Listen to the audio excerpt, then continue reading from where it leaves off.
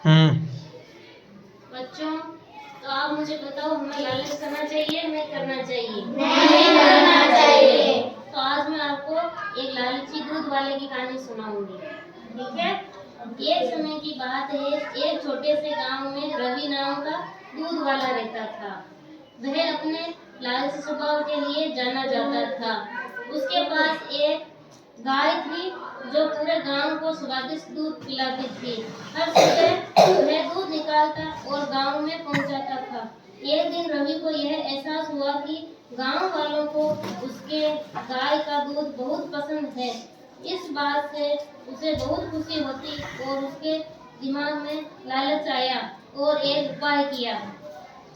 सोचता, अगर मैं दूध में पानी मिला दूं तो अपना मुनाफा बढ़ा सकता हूँ, किसी को पता नहीं चलेगा। उसने क्या सोचा, उसके दिमाग में लालच आया कि इतने से दूध से मैं अमीर नहीं हो सकता, तो मैं क्या करूँ, दूध में पानी मिला के बेचने लग जाऊँ तो दूध भी बढ़ जाएगा और मेरे को पैसे भी ज्यादा मिलेंगे। तो उस दिन के बाद रवि गांव वालों के साथ धोखा करने लगा और दूध में पानी मिलाने लगा। तो गांव वालों को धीरे धीरे उसका पता लग गया कि आजकल दूध में बदलाव आने लग गया है। ठीक, अब पता चलता है ना, इतने दिन तो दूध अच्छा रहता था, आजकल दूध में बदलाव आ गया। तो फिर गांव वालों को जैसे जैसे उसका स्वाद का पता लगा तो गांव वाले उसका दूध लेना बंद कर दिया। ठीक है, उसके दूध का बहिष्कार कर दिया, लेना बंद कर दिया लोगों ने। तो क्योंकि उन्होंने गांव वाले लोगों का भरोसा तोड़ा था कि पहले तो अच्छा दूध देता था, अब उसमें मिलावट करने लगा है, तो गांव वालों का भरोसा उठ गया उससे। तब रवि के इस गलत काम की वजह से उसका धंधा नीचे गिर गया और गांव वालों ने उससे दूध लेना बंद कर दिया।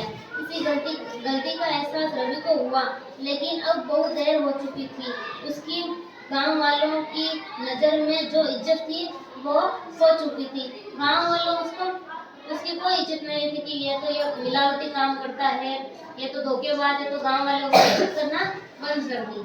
गांव वाले अब उस पर भरोसा नहीं करते, उसका दूध लेने से मना कर दिया। अपने किए पर शर्मिंदा होकर रवि ने फैसला किया कि वह अपने काम करने के तरीके में बदलाव लाएगा। उसे फिर कसम खा ली कि वह एक ईमानदार व्यापारी बनेगा और गांव वालों का भरोसा वापस जीतेगा। रवि ने फिर से गांव वालों को शुद्ध और बिना मिलावट का दूध देना शुरू कर दिया। धीरे धीरे गांव वालों रवि के काम करने के तरीके में बदलाव नजर आया और उसकी तारीफ करने लगे। उन्होंने उसे माफ कर दिया और फिर से उससे दूध लेना शुरू कर दिया। रवि ने ईमानदारी के महत्व को, लालच के परिणामों के बारे में एक जरूरी सबक सीखा। उस दिन के बाद रवि एक ईमानदार दूध वाले के नाम से जाने लगा।